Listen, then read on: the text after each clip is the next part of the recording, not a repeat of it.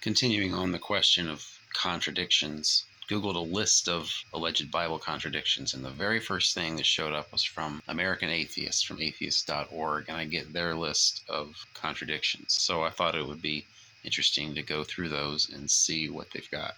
First thing on the list relates to the Sabbath. They quote Exodus 28. Remember the Sabbath day to keep it holy. And then they quote Romans 14:5. One man esteems one day above another. Another esteems every day alike. Let every man be fully persuaded in his own mind. They allege that that's a contradiction. And if you look at it superficially, it certainly appears. However, they don't take into consideration the time or the sense, who it's spoken to, or anything like that. The first one is spoken to the nation of Israel specifically, whereas Paul is talking to Gentiles. Gentiles were not commanded, remember the Sabbath day to keep it holy. So this is not a contradiction. It doesn't affirm and deny the same thing at the same time and in the same sense. Next one is the permanence of the earth. They quote Ecclesiastes 1:4, the earth abideth forever. And then they quote 2 Peter 3:10, the elements shall melt with fervent heat, the earth also and the works that are therein shall be burned up. They don't take into account what the original languages mean by the term forever. They don't take into account that Peter treats the post-flood world as the second earth and the pre-flood world as the first earth. So he's not talking about the planet. They're reading the word planet into these verses and seeing a contradiction. So there's no contradiction there either. Next up, they have seeing God. Genesis 32:30, Jacob says, I have seen God face to face, and my life is preserved. And John 1:18, no man hath seen God at any time. Again, they don't take the sense into account at all. In Genesis 32, Jacob is seeing an angel, a messenger of God. Messengers of God in the Old Testament often carried God's name and spoke as God. Literally, they were seeing an angel. So again, they don't take at all into account the sense in which these terms are used. They're treating language like math. Their next example relates to human sacrifice. Obviously, God forbade letting their children pass through the fire to Molech, as they reference Leviticus 18:21. Then they reference the book of Judges and Jephthah, who said, whatever comes out to greet me, I will offer up as a burnt offering. And it's his daughter who comes out to greet him first. Temple service. And afterwards, she says, do to me as you vowed. And then she laments her virginity. Kind of strange to lament your virginity if you're about to die, rather than lamenting that you're about to die. But anyway, it's uncertain whether he offered her up as an actual sacrifice or whether he dedicated her to temple service such that she would never have children, in which case it would make sense that she was bewailing her virginity. The text is unclear. Let's assume, as they're assuming, that he did kill her. There's nothing in the text that says that God put his stamp of approval on his doing that. So we don't have a contradiction. God didn't say, don't kill your children, and then say, go kill your daughter as a sacrifice. He didn't do that at all. They then go on to mention that if God's omniscient, he knew that Jephthah would do that ahead of time. So what? That has nothing to do with whether he put his stamp of approval on Jephthah sacrificing his daughter.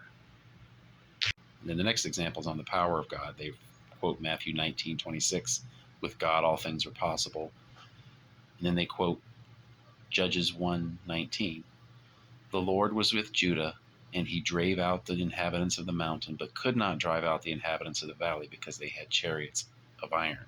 I presume they are tying the word he back to the Lord instead of back to Judah. They're saying the Lord was not able to drive out the inhabitants of the valley, but the pronoun is closer to Judah. So it makes a lot more sense that he, Judah, drove out the inhabitants of the mountain, but could not drive out the inhabitants of the valley. It's very common in the Old Testament to speak of Israel in the singular, but as a he, to personify the whole nation as a he. That's very common in the Old Testament, so we don't have a contradiction. Next up, they bring up eye for eye and tooth for tooth in the Old Testament and set that against Jesus saying, In Matthew 5:39, resist not evil, but whosoever shall smite thee on the right cheek, turn to him the other also. The first was a law for a nation. The second is a personal response to attack. We're not talking about the same sense here at all.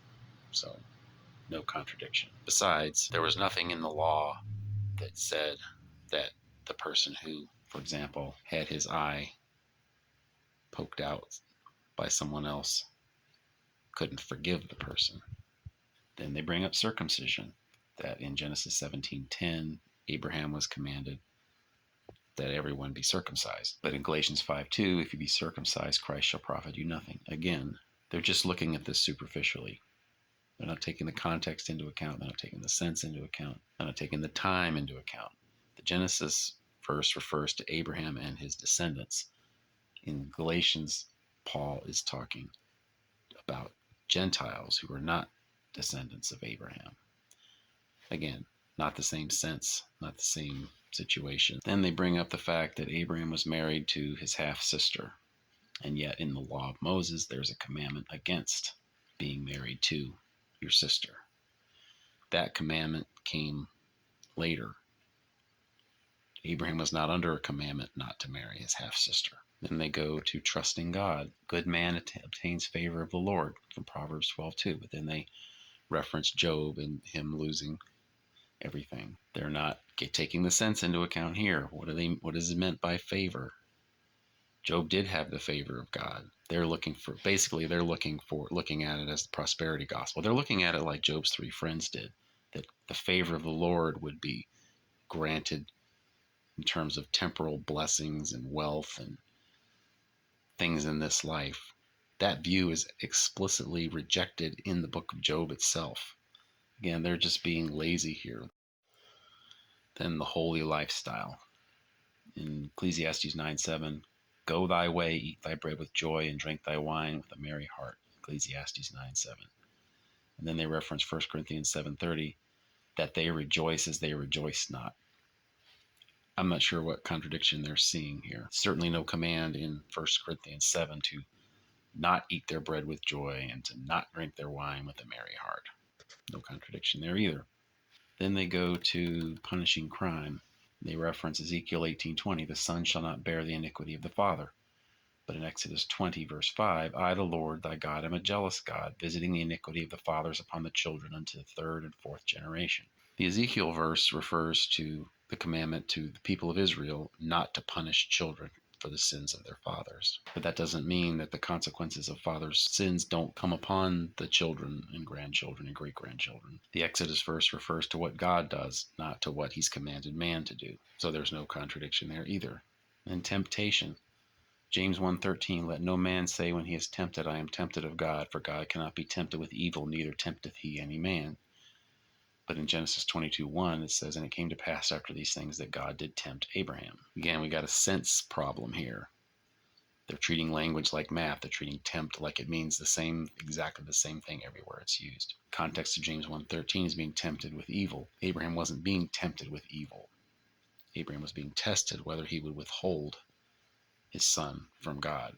So this is just more laziness on their part. Then family relationships. They quote, honor thy father and thy mother from Exodus 20:12.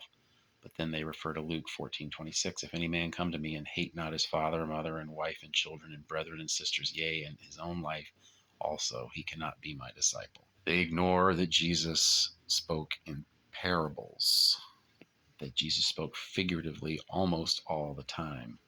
He's not telling people to dishonor their parents here. Again, they're treating language like math. Resurrection of the dead. They read in Job 7:9, he that goeth down to the grave shall come up no more. Then in John 5:28 and 29, the hour is coming in which all that are in the grave shall hear his voice and shall come forth. They ignore who's talking. Jesus is talking in John. In Job, it's Job talking. Job doesn't know everything. The Bible is reporting what Job said. That doesn't make it necessarily correct. In fact, at the end of the book, Job repents of a lot of the things that he said. Their last example on the page refers to the end of the world. This one actually requires a little more thought. I'm going to handle this in a second video.